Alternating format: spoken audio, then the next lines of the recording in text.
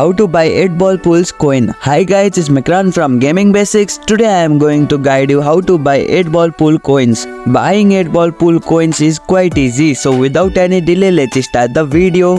Open 8 ball pool. Launch the game on your mobile device. Go to the shop. On the main screen, look for the shop or get coin icon, usually located at the top or in the menu. Select a coin package. Browse through the available coin packages. The packages vary in price and amount of the coin you can purchase. Choose the one that fits your needs, then choose payment method. After selecting a coin package, you will be prompted to select your payment method.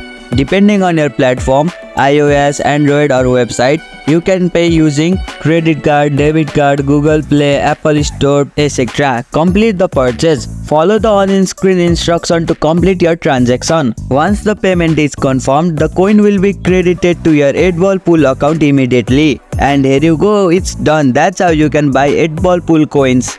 If you liked our video, press the thumbs up and share button. If you have any question, comment down below and don't forget to subscribe the channel for more tutorials.